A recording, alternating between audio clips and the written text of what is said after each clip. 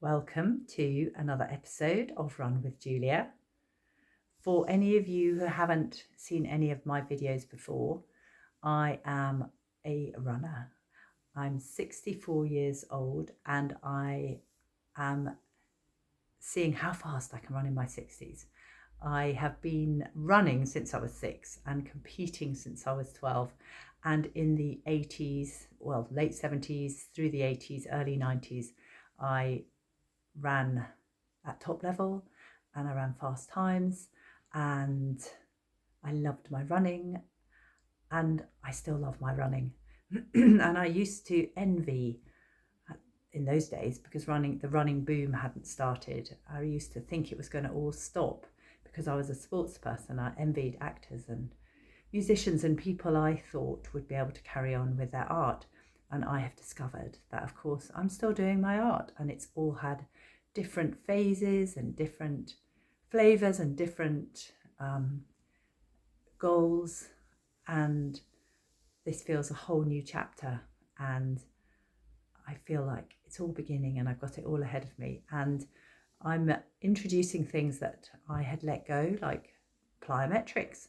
I'd kept as springy as I could. I'd kept some things going, but when I was a track runner, I could jump so high. I jumped onto this box and I was a very springy person, but I kept myself springy. Anyway, this year I thought, right, plyometrics have to return. So they've returned. I am just off to the gym to meet Tom, and I'm going to do my plyometrics, which I've never made a film of. And I started doing plyometrics some weeks ago again. Used to do them a lot when I was a track athlete, and they involve a lot of jumping and burpees and things like that. And I'm really glad I'm doing them again. Keep the spring in me. I'm not saying necessarily if you haven't been doing them, don't leap in too quickly, because it is something that you need to adjust your body to. And it's 4:21 in the afternoon and I've been sitting all day because I work with people.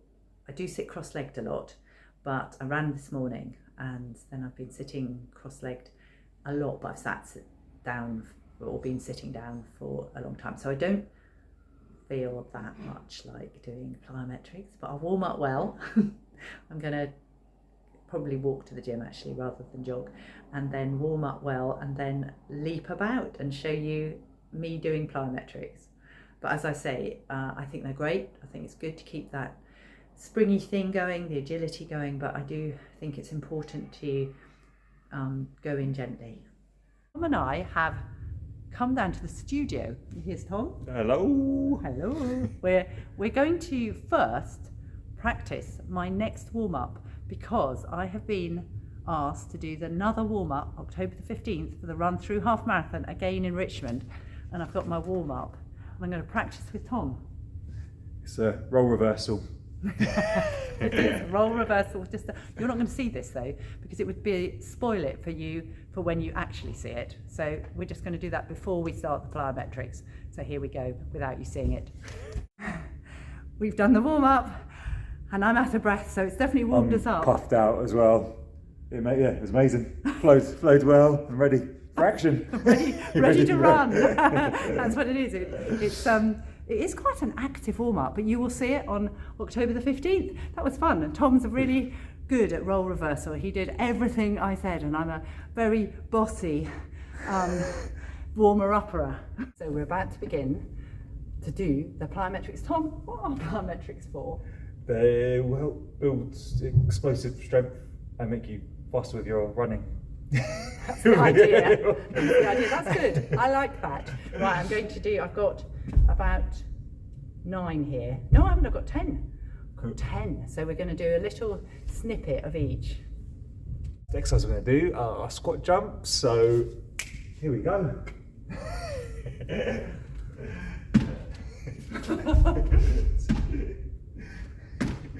Nice and high. Arms up. 7, 8, and 9, and one more time. 10. Next up are skater hops. So like a little curtsy lunge, like a hop and a switch. I like these. I love these. Oh, you're counting, Tom. Next up are toe taps. I have to get into this slowly because I have to remember what I'm doing. So yeah, find your It's rhythm. It's that. Tap, yeah, and switch. That's it. That's the one. It took me ages to get this. Can I stop? And done. Perfect. Next up are frog jumps, and yeah, it's good to ease into the jumps and the plyometrics. Ready? You can ribbit and ribbit. You're ready to leap. Ready. Just yeah, that's it. Oh, I feel very frog-like.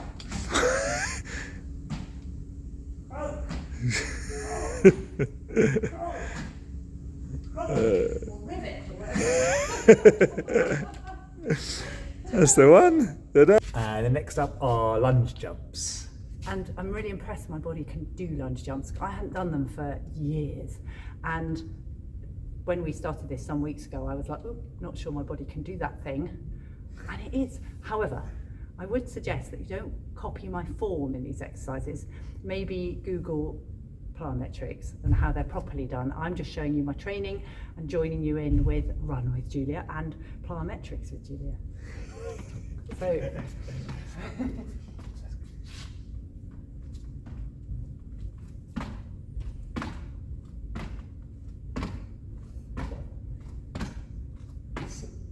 Eight, 9, and 10. Perfect.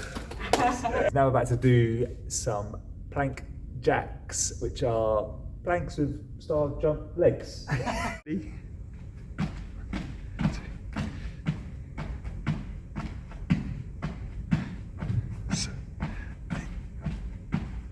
Good. 10. Yeah. Perfect. Yeah. Let's do some box jumps. We're doing a step today, but yeah, we'd usually do a little bit higher than this. But that's all we've got 3 in the studio. So here we go. I'm very happy that we've only got this because when we're up there, we've got boxes. But I said to Tom, don't worry, it's fine. I'll do box jumps on this. Oh, it feels a bit odd actually. You're clearing it by some distance. Still, this is the idea. It's just little box. A little, it's almost weird actually, jumping too low. It's an odd feeling. Surprises you. One more. That's it. Yes. Now we're going to do tuck jumps. Tuck jumps, something I didn't think I could do at all. So actually Tom's going to do them with me because he's better at them. Yeah, we just synchronise. Yeah, we can synchronise. We can synchronise, yes. I feel more confident. You ready? Yes. And up and then knees in. Synchronise. Yes.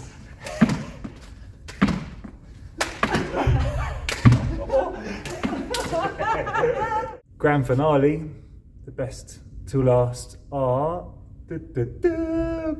burpees. Just do it. What? That's it. I think the next is faster than this. Oh, that's speedy. That's it.